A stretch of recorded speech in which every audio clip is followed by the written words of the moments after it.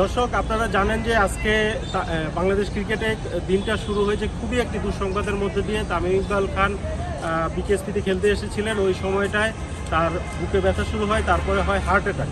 ওই heart attack অবস্থাতেই তার হৃদরোগের যেই অসুস্থতা তা নিয়ে তিনি এই কেপিজে হসপিটালে এসেছেন। এটা বিকেএসপির খুব কাছে, সাভারে হাসপাতালে অবস্থিত, এবং সেখানে ট্রিটমেন্ট নিয়েছিলেন। আমরা যতটুকু জানতে পেরেছি যে প্রথমে তিনি এসেছিলেন, তারপরে আবার বিকেএসপি চলে যান, সিদ্ধান্ত নিয়েছিলেন তিনি এবার কেয়ার হাসপাতালে যাবেন।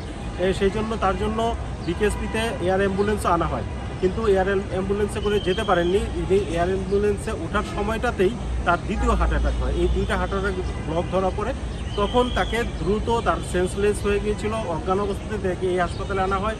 যতটুকু শুনেছি যে তার মুখ দিয়ে ফেনাও বের হচ্ছিল, এবং তার এনজিওগ্রাম ওই মুহূর্তে যদি না করা হতো তাহলে তামিমের জীবন সংকটে পড়ে যেত আর কি। তারপরে অনেকক্ষণ অজ্ঞান ছিলেন, তারপরে এনজিওগ্রামটা করা হয়, এবং তারপরে যেই সময়টা ছিল তার একটু স্থিতিশীল অবস্থাতে আসে। মানে দুইটা ব্লক ধরা পড়েছে, দুইটা রিং পরানোর পরে তিনি এখন একটু সংকট মুক্ত অবস্থায় আছেন, যতটুকু জানতে পেরেছি বিসিবি থেকে জানানো হয়েছে।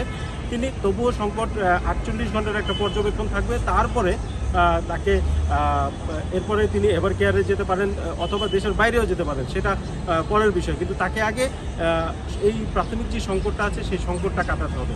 এখন তামিম আপাতত স্বস্তির বিষয় যে তিনি এখন একটু অনেকটা সুস্থ আছেন। সুস্থ বলতে গেলে মানে এই যে ঝামেলাটা, যেই জীবন সংকটের মধ্যে পড়েছিলেন সেইটা থেকে বের হয়ে এসেছেন, তার সংকট কেটেছে। তার ভবিষ্যৎটা সামনে কী হবে সেই জিনিসটা অবশ্যই ডাক্তাররা বলবেন, আমরা ফলো আপ পাবো। সেই পর্যন্ত আপনারা আমাদের সাথে থাকবেন, ইনশাআল্লাহ এরপরের সংবাদগুলো আরও আপনাদেরকে জানানো হবে। Thank you.